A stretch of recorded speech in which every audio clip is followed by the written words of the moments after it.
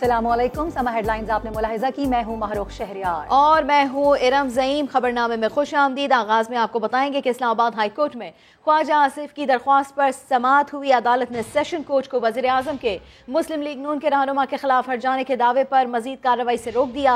वज़ीर आज़म से जवाब भी तलब कर लिया गया। चीफ जस्टिस अतहर मिनुल्लाह ने इस्तफसार किया, हित्तक इज्जत का ये केस कब से जेर इल्तिवा है? क्या आप कहते हैं इल्तिवा इमरान खान की तरफ से हुआ?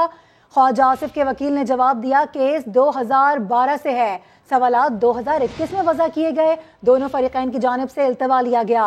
चीफ जस्टिस ने कहा, इस अदालत ने डायरेक्शन दी है कि हित्तक इज्जत केस जल्द निपटाए जाएं। इस केस का तो 2 माह में फैसला हो जाना चाहिए था। अदालत ने इमरान खान से जवाब तलब करते हुए समाअत 12 जनवरी तक मुलतवी कर दी है। और इलेक्शन कमीशन में पीटीआई ममनुआ फंडिंग केस की समाअत हुई है। स्क्रूटनी कमेटी की रिपोर्ट कमीशन में पेश कर दी गई है। इसी के ऊपर बात कर लेते हैं समा के नुमाइंदे जुल्करनैन इकबाल से। जुल्करनैन, आगाह कीजिएगा समाअत के बारे में। देखिए 3.5 साल का मुवेश लगे स्क्रूटनी कमेटी को अपनी कार्रवाई मुकम्मल करने में, जिसके बाद आज ये रिपोर्ट इलेक्शन कमीशन को बाज़ाब्ता तौर पर पेश की गई और इलेक्शन कमीशन में इस पे ओपन कोर्ट में पहली समाअत भी हुई है। चीफ इलेक्शन कमिश्नर की सरबराही में तीनों अपनी बेंच ने समाअत को किया और पीटीआई के जो वकील थे शेखावर, उनकी जानिब से इस्तदा की गई। पहले ये कहा गया कि जब तक इलेक्शन कमीशन अपनी हतमी फाइंडिंग ना इस पर दे दे, स्क्रूटनी कमेटी की रिपोर्ट को खुफिया रखा जाए। लेकिन जब कमीशन ने इस बात से इत्तफाक नहीं किया और अकबर अफवावर के वकील ने भी कहा कि कमीशन पहले ही कह चुके कि ओपन कोर्ट की कार्रवाई है, ओपन कोर्ट में चीज़ें खुफिया नहीं रखी जा सकती, उस पर फिर पीटीआई की जानिब से ये मुतबादिल इस्तदा ये की गई कि कम अज़ कम जब तक दोनों फ्रीकैन अपना इतराज़ात अपना जमा नहीं करवा देते, अपने जवाबात नहीं जमा कराते रिपोर्ट पर, उस वक्त तक इसको पब्लिक ना किया जाए। और इलेक्शन कमीशन फ्रीकैन को भी पाबंद करे कि वो रिपोर्ट मीडिया को लीक नहीं करेंगे। इस पर इलेक्शन कमीशन की जानिब से कहा गया कि हम किसी फरीक को ये पाबंद नहीं कर सकते कि वो किसी को रिपोर्ट दे या किसी के साथ शेयर ना करे। तो हम इस हवाले से इलेक्शन कमीशन पर तहरीरी हुक्म भी चीफ इलेक्शन कमीशन ने कहा अगर आप कहते हैं तो हम जारी कर देंगे। इसके बाद पीटीआई से अब जवाब मांगा गया है। इसको कहा कि अगर वो अपना कोई जवाब रिपोर्ट के ऊपर देना चाहें तो वो भी दे दें। पीटीआई की जानिब से आज एक और दरखास्त भी इसमें दायर की गई और कहा गया कि क्योंकि मुस्लिम लीग नून और पीपल्स पार्टी की स्क्रूटनी भी अपने आखिरी मराहिल में है तो मुनासिब होगा उनकी भी रिपोर्ट आ जाए, तमाम केसेस को एक साथ सुने, क्योंकि ये एक ही नौयत के तमाम केसेस हैं। पीटीआई की इस दरखास्त के ऊपर इलेक्शन कमीशन ने दोनों फ्रीकैन से आइंदा समाअत पर जवाब तलब कर लिया और 18 जनवरी तक इस समाअत को मुलतवी किया है। जो ही समाअत मुकम्मल हुई तो फ़ारूक हबीब जो वज़ीर मुमलिकत बराए इत्तलात हैं वो सामने आए। उन्होंने कहा कि 2017 से पीपल्स पार्टी और मुस्लिम लीग नून दोनों की स्क्रूटनी चल रही है, अभी तक इस हवाले से भी कुछ ठोस पेशरफ नहीं हो सकी। इस पर इलेक्शन कमीशन ने जो स्क्रूटनी कमेटी है उससे 10 दिन में रिपोर्ट मांग ली है कि स्क्रूटनी का अमल कहाँ तक पहुँचा और कहाँ तक नहीं पहुँचा और कितना काम बाकी रह गया है। अब 10 दिन के बाद स्क्रूटनी कमेटी इलेक्शन कमीशन को इस हवाले से भी आगाह करेगी। तो ये काफ़ी अहम समाअत थी, पहली समाअत थी जिसमें इलेक्शन कमीशन ने जो रिपोर्ट है पीटीआई स्क्रूटनी कमेटी की वो फ्रीकैन के हवाले कर दिया और कुछ ही देर के बाद रिपोर्ट के जो असल मंदरजात हैं कि उसके अंदर क्या कहा गया कि आया ममनुआ फंडिंग स्क्रूटनी कमेटी की नज़र में हुई है या नहीं हुई, अगर हुई है तो कितनी हुई है, किस नेचर की हुई है, ये तमाम तफसीलात कुछ देर तक भी सामने आ जाएंगी। बहुत शुक्रिया जुल्करनैन इकबाल, तफसीलन आपने हमें अपडेट किया। पीपल्स पार्टी और नून लीग के लिए स्क्रूटनी कमेटियां बन चुकी हैं। दोनों बड़ी पार्टियों के खुफिया अकाउंट्स निकल रहे हैं। विफाकी वजीर असद उमर कहते हैं तहरीक इंसाफ ने शफाफ तरीके से फंड इकट्ठे किए। पार्टी और मुस्लिम लीग नून के लिए भी स्क्रूटनी कमेटीज बन चुकी हैं। उन स्क्रूटनी कमेटी से भी जो रिपोर्ट है वो भी तलब की जानी चाहिए। इल्जामात तो बहुत सारे लगते रहे और जैसे मैंने कहा बहुत बड़े बड़े लीडर्स लगाते रहे इल्जामात, लेकिन हम ये चाहते हैं कि कानून के तकाजे पूरे होते हुए तमाम तीनों जो स्क्रूटनी कमेटी है उनकी रिपोर्ट्स जो है उसको फिल फॉर मुरतब किया जाए और ये हमने पिटिशन भी फाइल की है और तीनों जो है रिपोर्ट्स वो सामने रखी जाएं। मुझे इस बात में कोई शक नहीं कि जब वो फंडिंग की रिपोर्ट्स जो हैं वो सारी कौम के सामने रखी जाएंगी और इलेक्शन कमीशन के सामने रखी जाएंगी तो सारी कौम देखेगी कि सबसे ज्यादा शफाफ तरीके से पैसा इकट्ठा किया तहरीक इंसाफ ने, इमरान खान ने, जिसके ऊपर कौम को एतमाद है। नून लीग के रहनुमा हसन इकबाल कहते हैं फॉरेन फंडिंग केस ने पीटीआई और इमरान खान का असल चेहरा बेनकाब कर दिया है। पीटीआई ने स्क्रूटनी कमेटी की रिपोर्ट खुफिया रखने की दरख्वास्त दी है। अगर पीटीआई का दामन साफ है तो आवाम से रिपोर्ट छुपाना क्यों चाहती है? पीटीआई और इमरान नियाजी साहब जो पूरे पाकिस्तान में मिस्टर क्लीन बनते हैं, शफाफियत के चैम्पियन बनते हैं, वो फॉरेन फंडिंग केस की समाअत को रुकवाने के लिए मुख्तलिफ हीले बहाने तलाश करते रहे हैं।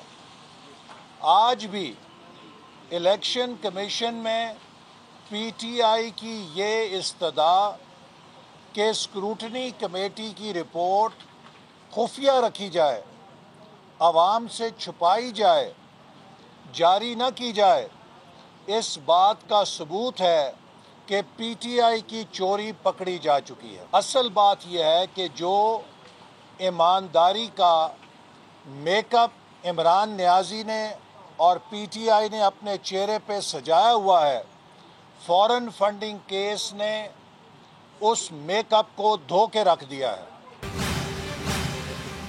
खबरों में आगे दिखाएंगे हर सू सफेदी। और अब आपको बताएं कि शुगर बिजनेस के जरिए मनी लॉन्ड्रिंग के मुकदमे में अबूरी जमानतों के केस की समाअत। शहबाज शरीफ और हमजा शहबाज अदालत में पेश हुए, लेकिन उनके वकील नहीं आए।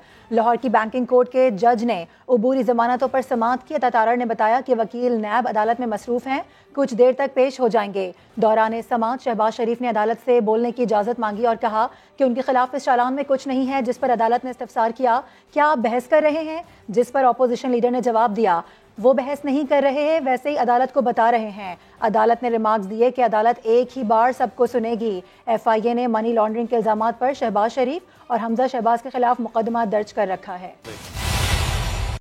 और अब खबर यह है कि लंदन में नवाज शरीफ से मुलाकात करने वाले अदाकार ताहिर अंजुम कहते हैं कि नवाज शरीफ ने कहा, मैंने सामान पैक कर लिया, महीनों नहीं हफ्तों में पाकिस्तान वापस आ रहा हूं।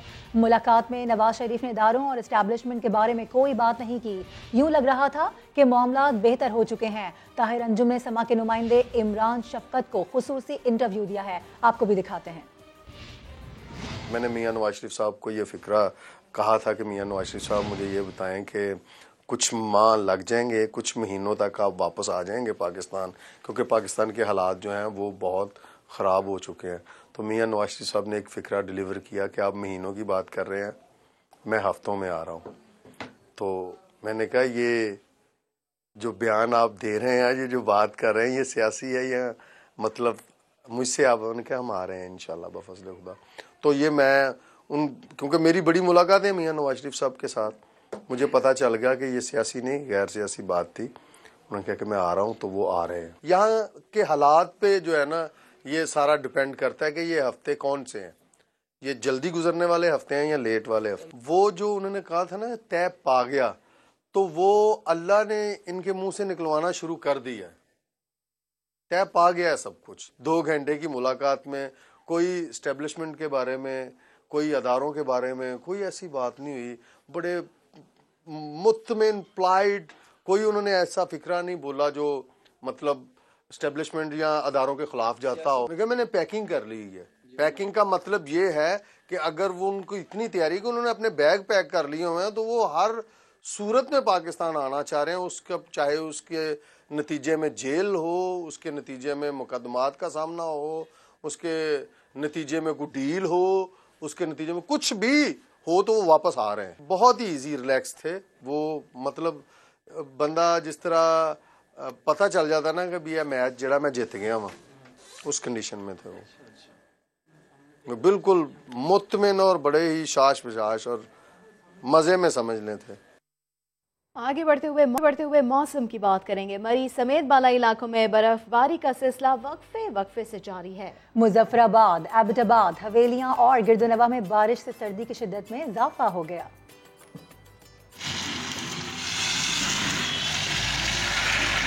मुख्तलिफ शहरों में बारिश और बर्फबारी ने ठंड में इजाफा कर दिया।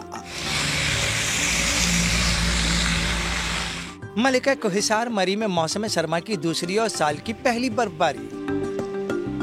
सैयाह गिरती बर्फबारी और नज़ारों से लुत्फानंदोज होने के लिए होटल के कमरों से बाहर निकल आए। बर्फबारी और हवाएं चलने से सर्दी की शिद्दत में इजाफा हुआ। ट्रैफिक पुलिस ने हिदायत जारी की कि गाड़ियों के टायरों पर चेन बांधकर सफर किया जाए। मानसहरा में वादी कागान और नारायण के पहाड़ भी बर्फ से ढक चुके हैं। हसीन मनाजिर देखने वालों के दिलों को लुभा रहे हैं।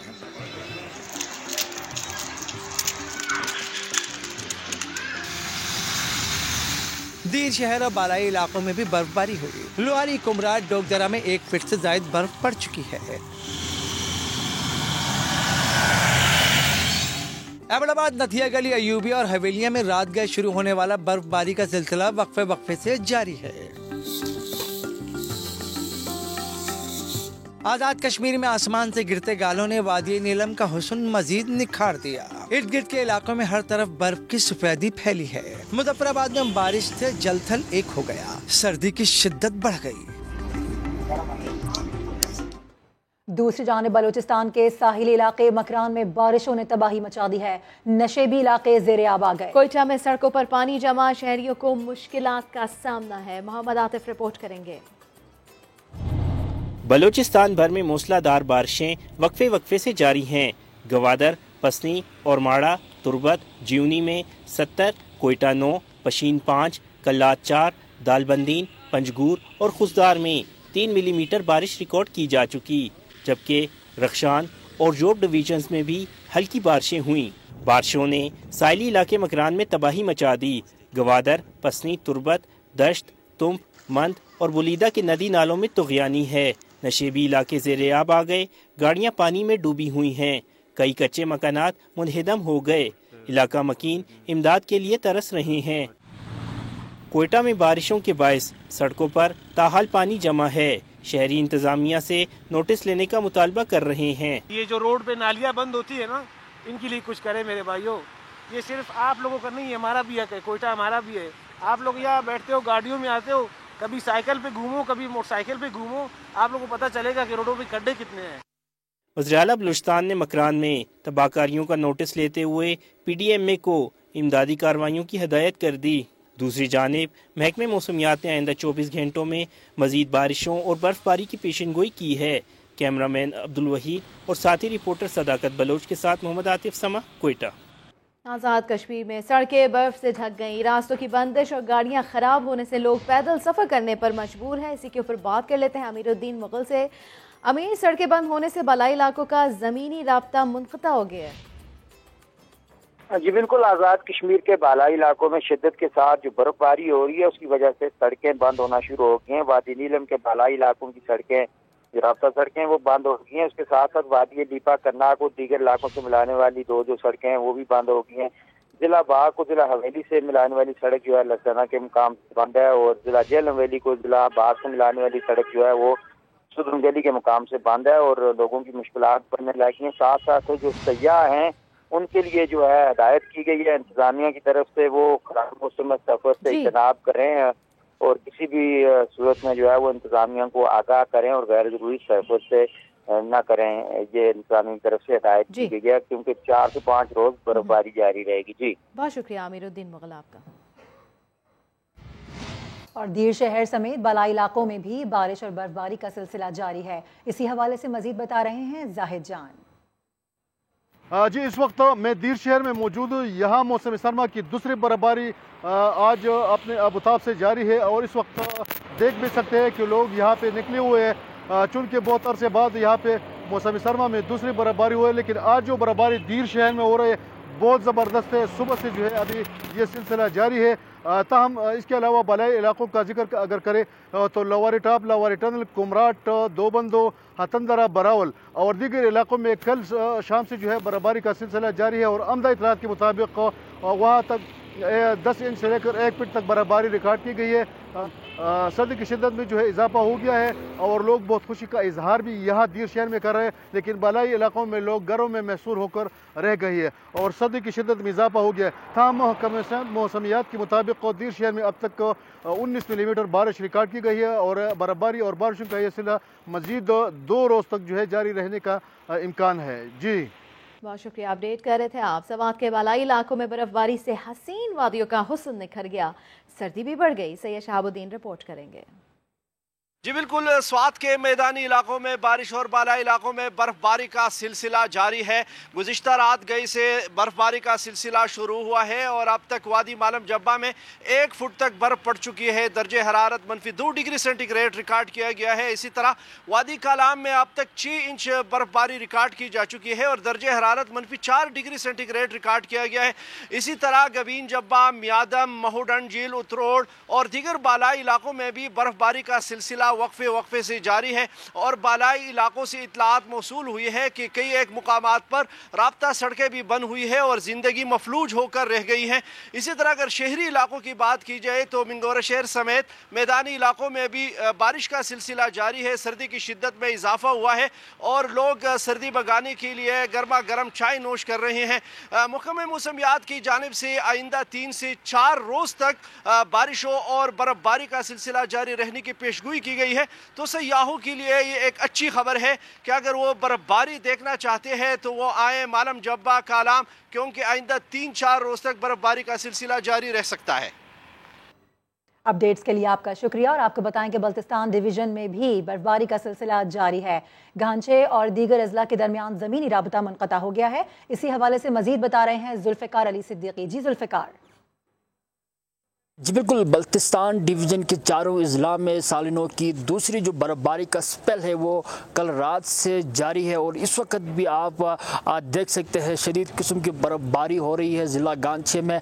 इन जो शदीद बर्फबारी की वजह से ज़िला गांचे के जो इलाके हैं सब डिवीज़न माशरूम चुरबट डगुनी से यहाँ पर ज़िला गांचे का हेडक्वार्टर खपलों का राब्ता मुनक़ता हो चुका है, क्योंकि यहाँ पर सड़कों पर बर्फ़ जमी हुई है जिसकी वजह से गाड़ियाँ नहीं निकलती। फिसलन की वजह से ड्राइवर हजरात थे वो गाड़ियां यहाँ पर लेके नहीं आते, जिसकी वजह से आप खपलू बाज़ार का भी मंजर देख सकते हैं। बिल्कुल सुनसान बाज़ार है क्योंकि यहाँ पर लोग नहीं आ रहे हैं, लोग घरों में ही महसूर है क्योंकि यहाँ पर जो बर्फ़ शदीद किस्म की बर्फ़ पड़ती है तो यहाँ पर जो लोगों की निज़ाम में ज़िंदगी है वो मफलूज होकर रह जाती है और महकमा मौसमियात ने मज़ीद शदीद बर्फ़बारी की पेशन गोई भी की गई है। जी जुल्फ़िकार अपडेट कर रहे थे। कराची में सर्द हवाओं के साथ बादलों के डेरे, शहरी बारिश की उम्मीद लगाए हसीन मौसम का लुत्फ उठा रहे हैं। तफसीलात जानिए इस रिपोर्ट में।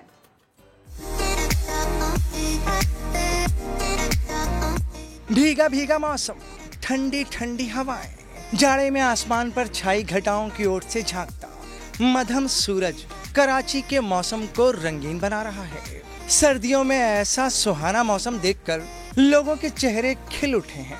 बहुत हसीन मौसम, वाह लश, खुदा की कसम इतनी प्यारी मौसम शायद ही पहली बार हो। सर्दी में ऐसी मौसम होती नहीं है कराची में। मौसम बहुत अच्छा हो रहा है और वॉकिंग वगैरह के लिए बहुत रिफ्रेशिंग है। तो मैं जहाँ से आई हूँ वहाँ गर्मी हो रही है तो अभी अच्छा लग रहा है कि ठंड है और स्वेटर पहनने का भी और कम्फी मौसम हो रहा है। खुली फिजा में मौसम का लुत्फ उठाते लोग बादल बरसने के मुंतजर हैं। मौसम बड़ा प्लेजेंट हो रहा है, बड़ा खूबसूरत हो रहा है कराची का मौसम। जैसे कि आपको पता है कि बारिशें तो होती नहीं है, लेकिन आज जिस तरह क्लाउडी हुआ है, होप सो कि बारिश अच्छी हो जाए। काफ़ी क्लाउडी है, इंशाल्लाह अल्लाह करे अच्छी सी बारिश हो जाए तो मज़ा आ जाएगा। मौसम का अहवाल बताने वालों ने 4 से 7 जनवरी तक कराची समेत सिंध भर में बारिशों की पेशगोई की है।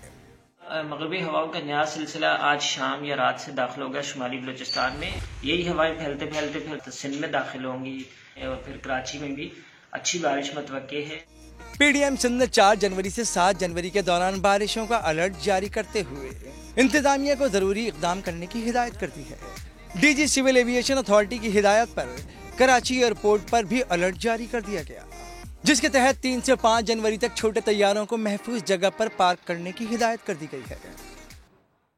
इरम, वैसे आज कराची में भी बारिश का इम्कान है तो मैं बड़ी एक्साइटेड हूँ। आप एक्साइटेड हैं, लेकिन इस्लामाबाद वाले पहले से ही बारिश का मजा ले रहे हैं क्योंकि रात से ही वहाँ पर मुसलसल बारिश का सिलसिला जारी है। हमारे नुमाइंदगान हमारे साथ हैं, जमजम सईद कराची से हमारे साथ हैं, इसके अलावा इस्लामाबाद से हमारे साथ देंगी अरहम खान। पहले जमजम आपकी जानिब आऊँगी, क्या खबरें लेकर आई हैं मौसम के हवाले से बताइएगा। मारूक देखिए, जिस तरह से आप एक्साइटेड हैं, मैं भी बिल्कुल उसी तरह से एक्साइटेड हूँ, क्योंकि सर्दियों की दूसरी बारिश की जो है महकमा मौसमियात की जानिब से पेश गोई कर दी गई है। मगरबी हवाओं का ये सिस्टम है जो कि ईरान के रास्ते बलूचिस्तान और फिर कराची में जो है वो दाखिल होगा। आज दोपहर से शाम तक ये मुमकिन है कि कहीं हल्की बूंदाबांदी हो, लेकिन रात से जो है वो गरज चमक के साथ बारिश का इम्कान जाहिर किया गया है और ये इसी तरह से बारिश का सिलसिला वक्फे तक जारी रहेगा। 7 जनवरी तक PDMA ने जो है तमाम तर जिला इंतजामिया को अलर्ट। जी ठीक है, कराची में जिले इंतजामिया को अलर्ट कर दिया गया है। इस्लामाबाद का रुख कर लेते हैं। अरहम खान, रात से ही यहाँ पर बारिश हो रही है, क्या कहना है महकमा मौसमियात का?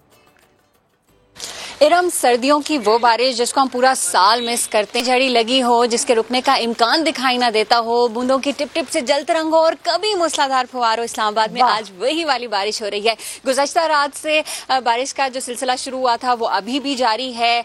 मौसम और मिजाज दोनों खुशगवार हो गए हैं, अगरचे सर्दी की शिद्दत में इजाफा हो गया है और महकमा मौसमियात ने आइंदा 2 से 3 रोज तक बारिश का सिलसिला इसी तरह से जारी रहने की पेश गोई की है। खुश्क सर्दी का खात्मा हो चुका है और चूंकि मरी में बर्फबारी हो रही है तो उसकी भी ठंडक इस्लामाबाद में आ रही है। सर्दी बहुत ज्यादा बढ़ गई है, दर्जा हरारत में कमी आ गई है। बादल, बूंदे, धुंध में लिपटे पहाड़ और सब्जा, शहर इक़्तिदार की खूबसूरती तो वैसे ही बेमिसाल है। बारिश के बाद तो नजारे और भी निखर गए हैं। इस वक्त हसीन हो गए होंगे। बहुत शुक्रिया अरहम खान, आप इस्लामाबाद से और जमजम सईद ने हमें कराची से अपडेट किया। कराची में ओमिक्रॉन की एंट्री के बाद कोरोना केसेस तेजी से बढ़ने लगे। महकमा सेहत सिंध ने कारोबारी औकात महदूद करने और मुख्तलिफ अजला में स्कूल्स बंद करने पर गौर शुरू कर दिया है। आपको बताएं, कराची में ओमिक्रॉन की एंट्री, कोरोना केसेस बढ़ने लगे हैं। महकमा सेहत सिंध का कारोबारी औकात महदूद करने पर गौर। मुदस्सिर नज़ीर हमारे साथ मौजूद हैं, हमारे नुमाइंदे उनसे बात करेंगे। मुदस्सिर, क्या तफसीलात हैं इस खबर से मुतालिक मजीद? बिल्कुल मारूफ, कराची में कोरोना के मुस्बत केसेस की शरह कल 6% से जायद रिपोर्ट हुई थी और आज ये 8.91 तक पहुंच गई है।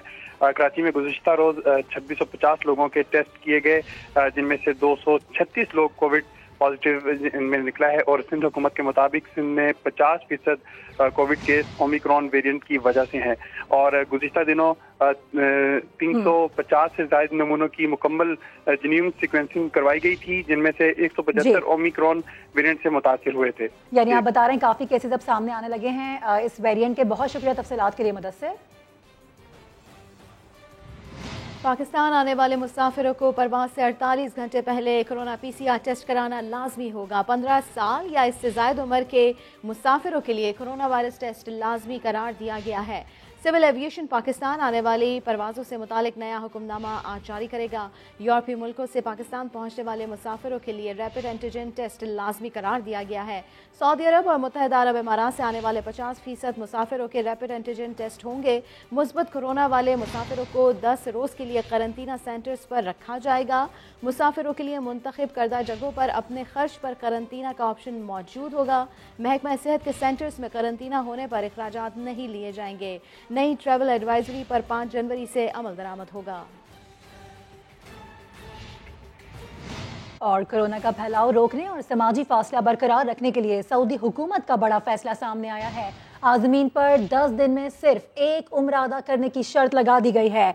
सऊदी वजारत हज की जानिब से जारी नोटिफिकेशन के मुताबिक आज़मीन पर पाबंदी रश को कम करने और तवाफ के दौरान समाजी फासला बरकरार रखने के लिए लगाई गई है। उधर उम्रा ज़ायरीन में ओमिक्रॉन वेरिएंट की तस्दीक के बाद मलेशियन हुकूमत ने उम्रा ऑपरेशन मुअत्तल कर दिया है। और अभी खबर यह है कि सुप्रीम कोर्ट में ब्रेस्ट कैंसर के बढ़ते केसेस से मुतालिक खुद नोटिस की समाअत अदालत ने वफाकी और सूबाई सेक्रेटरी सेहत को रिपोर्ट जमा कराने का हुक्म दे दिया है। अहम खबर से आपको आगाह कर रहे हैं, सुप्रीम कोर्ट में ब्रेस्ट कैंसर के बढ़ते केसेस से मुतालिक खुद नोटिस केस की समाअत हुई है। अदालत ने वफाकी और सूबाई सेक्रेटरी सेहत को रिपोर्ट जमा कराने का हुक्म दे दिया है। केस की समाअत के दौरान रिमार्क्स भी दिए गए हैं। अपने नाजरीन को बताएं कि खैबर पख्तूनख्वा के गवर्नमेंट सेक्टर में कोई काम नहीं हो रहा। चीफ जस्टिस की जानिब से ये मौक़िफ़ सामने आया। उन्होंने ये भी कहा कि सेहत कार्ड्स का कोई तरीक़ाकार तो हो, किस किस को सेहत कार्ड देंगे, उनकी जानिब से ये इस्तफसार किया गया। KP हुकूमत के अरबों रुपए जा कहाँ रहे हैं, ये सवाल भी उठाया गया। चीफ जस्टिस की जानिब से वफाकी और सूबाई सेक्रेटरी सेहत को रिपोर्ट जमा कराने का हुक्म दे दिया गया है। ब्रेस्ट कैंसर के बढ़ते केसेस से मुतालिक खुद नोटिस केस की समाअत हुई है। कराची के मसाइल का सबब क्या है, मुश्किलात क्यों है, कराची वालों से सौतेले से बदतर सलूक क्यों किया जाता है। अमीर जमात इस्लामी कराची ने MQM, पीपल्स पार्टी और PTI तीनों को बराबर का जिम्मेदार ठहरा दिया। कहते हैं कोटा सिस्टम में गैर मुअय्यना मुद्दत तक का इजाफा MQM और PTI ने किया। कराची की मरदमशुमारी MQM और PTI ने कम दिखाई। वो प्रोग्राम नया दिन में गुफ्तगू कर रहे थे। इनकी लैंग्वेज देखिए आपने, इनको हम इनसे हम ले लेंगे, इनको हम दे देंगे। इन कौन है भाई? आप तो हुकूमत हैं, इसका मतलब तो कुछ और है। आप लोगों को इख्तियार नहीं देना चाहते, आपके माइंडसेट में ये है कि कब्जा करो, और ये फिर धमकियां लगाते हैं। अक्सरियत नहीं मानोगे तो फिर हम कुछ और सोचेंगे। क्या सोचोगे भाई? सिंधी महाजिर फसाद पैदा करना चाहते हो एक और मरतबा? हमारी KTC थी, कराची ट्रांसपोर्ट कारपोरेशन, वो जब बंद हुई तो शहर में MQM की ताकत भी उरूज पे थी और MQM का वजीर ट्रांसपोर्ट भी सूबाई MQM का था उस वक्त। ना इन्होंने शिनाख्ती कार्ड का मसला हल किया। आप देखें हमारे जो बिहारी लोग हैं, इनको कहते थे मैसूरीन को वापस लाएंगे, अरे उनको क्या लाते हैं, शिनाख्त की बात करते थे, शिनाख्ती कार्ड नहीं दे सके ये लोग। हमारी मरदमशुमारी आज ही कर दी किसने? MQM और PTI ने। कोटा सिस्टम में गैर मुअय्यना मुद्दत के लिए इजाफा MQM और PTI ने किया है। हमारी जो है वो अगर पानी का इन्होंने 650 मिलियन गैलन के बजाय अभी हफ्ता पहले 260 मिलियन गैलन फिर कर दिया। हमारा मंसूबा MQM और PTI ने किया है। तो भाई ये तो रिस्पॉन्सिबल बराबर के हैं, ये तो पूरी तरह से पीपल्स पार्टी को सपोर्ट फराहम करते हैं। और अब आपको बताएं कि स्पीकर सिंध असेंबली आगा सिराज दुरानी ने जमात इस्लामी को सिंध सेक्रेटेरिएट के घेराव का मशवरा दे दिया। आगा सिराज दुरानी ने कहा है कि सिंध हुकूमत तो सेक्रेटेरिएट में है, जमात इस्लामी वहां जाए। रहमान का तो तकद्दुस पामार हो रहा है, क्योंकि जिसके ज्यादा लोग होंगे तो वो कानून पास कराएंगे। अब इसमें असेंबली का क्या कसूर है कि आपने वहाँ बैठ के धरना दिया है? आपको जाना चाहिए सिंध सेक्रेटेरिएट, सिंध गवर्नमेंट उधर है ना, उनसे बात करें। असेंबली का इन चीज़ों से वास्ता नहीं है। असेंबली का वास्ता है कि एक बिल बन के आया है, ठीक है, उस बिल को असेंबली पेश करती है, उसमें आप वोट करें। कराची के इंसदाद दहशतगर्दी अदालत में 2 रेंजर्स एहलकारों के कत्ल से मुताल्लिक केस की समाअत हुई। अदालत ने आदम शवाहिद पर उज़ैर बलोच और शेर मोहम्मद उर्फ शेरू को बरी कर दिया। इसी के ऊपर बात कर लेते हैं इरफान हक से। इरफान बताइए। देखिए, उज़ैर बलोच के मुकदमात जो आगे बढ़ रहे हैं, उज़ैर बलोच के लिए अच्छी खबरें आ रही हैं। जो प्रोसिक्यूशन और जो तफ्तीश है वो उसमें नाकिस तफ्तीश की वजह से मुसलसल उज़ैर बलोच को कामयाबी मिल रही है। मुकदमात में ये 67 कुछ 67 मुकदमात हैं उज़ैर बलोच के खिलाफ, जिनमें 18 मुकदमात में अब तक उज़ैर बलोच बरी हो चुका है। रेंजर्स एहलकारों के कत्ल का इल्ज़ाम था और अदालत ने गुज़िश्ता समाअत पर दलाइल मुकम्मल होने पर फैसला महफूज किया था। 2013 में पुलिस के मुताबिक पाक कॉलोनी थाने के इलाके में 2 रेंजर्स एहलकारों को अगवा करके कत्ल किया गया था और उनकी मस्कशुदा लाशें मिली थी और इस केस का मुकदमा भी, ये इल्जाम भी उज़ैर बलोच के खिलाफ था और ताम जो शवाहिद हैं अदालत ने कहा है कि वो नाकिस हैं। बरी कर दिया है। बहुत शुक्रिया इरफान हक आपका। और मकबूजा कश्मीर में जीवे जीवे पाकिस्तान के नारे बुलंद हो गए। श्रीनगर में 3 नौजवानों की शहादत पर एहतजाज किया गया। ख्वातीन ने जीवे जीवे पाकिस्तान के नारे बुलंद किए। आपको बताएं कि मकबूजा कश्मीर में जीवे जीवे पाकिस्तान की सदाएं बुलंद हो गई हैं। श्रीनगर में 3 नौजवानों की शहादत पर एहतजाज के दौरान ये देखने में आया। पाकिस्तान क्रिकेट बोर्ड ने 2021 में बेहतरीन परफॉर्मेंस देने वाले खिलाड़ियों को अवार्ड के लिए नामजद कर दिया। रवा साल मैच विनिंग परफॉर्मेंस देने पर 4 क्रिकेटर्स को नामजद किया गया। फवाद आलम को जनूबी अफ्रीका के खिलाफ कराची टेस्ट सेंचुरी बनाने और हसन अली को मैच में 10 विकेटें लेने पर नामजद किया गया। मोहम्मद रिजवान और शाहीन आफरीदी को T20 वर्ल्ड कप में भारत के खिलाफ बेहतरीन परफॉर्मेंस पर फहरिस्त में शामिल किया। One day player of the year के लिए बाबर आजम, फ़खर जमान, हारिस रऊफ और शाहीन आफरीदी उम्मीदवार है। इमर्जिंग क्रिकेटर के अवार्ड के लिए शाहनवाज ढानी, वसीम जूनियर, आजम खान और अरशद इकबाल में मुकाबला होगा। वज़ीर आला सिंध से चेयरमैन PCB रमीज़ राजा ने मुलाकात की। कहा हैदराबाद से जाहिद हुसैन और लाड़काना से शाहनवाज ढानी अच्छे खिलाड़ी हैं। हैदराबाद में क्रिकेट को बहाल करना चाहता हूँ। वज़ीर आला सिंध मुराद अली शाह का कहना था कि हैदराबाद का स्टेडियम तो बेहतरीन है, सिर्फ होटल का मसला है। मंसूबा बना रहे हैं कि खिलाड़ियों को बायर लेकर जाएं। ये मंसूबा PCB से फाइनल करेंगे। सखर में हम स्पोर्ट्स कॉम्प्लेक्स बना रहे हैं। रमीज़ राजा ने कहा कि PCB वज़ीर आला सिंध को हर तरह से सपोर्ट करने के लिए तैयार है। आपको बताएं कि वज़ीर आला सिंध मुराद अली शाह का कहना था कि हैदराबाद का स्टेडियम बेहतरीन स्टेडियम है, सिर्फ मसला है तो होटल का। खिलाड़ियों को रुकवाने का मंसूबा बना रहे हैं कि खिलाड़ियों को बायर लेकर जाएं। ये मंसूबा पीसीबी से फाइनल करेंगे। साथ ही साथ उनकी जानिब से कहा गया कि सक्खर में हम स्पोर्ट्स कॉम्प्लेक्स भी बना रहे हैं। रमीज राजा ने कहा कि पीसीबी वज़ीर आला सिंध को हर तरह से सपोर्ट करने के लिए तैयार है। इसी के साथ फिलहाल इतना ही। एक ब्रेक के बाद आपसे मिलेंगे हेडलाइंस के साथ। देखते रहिए समा।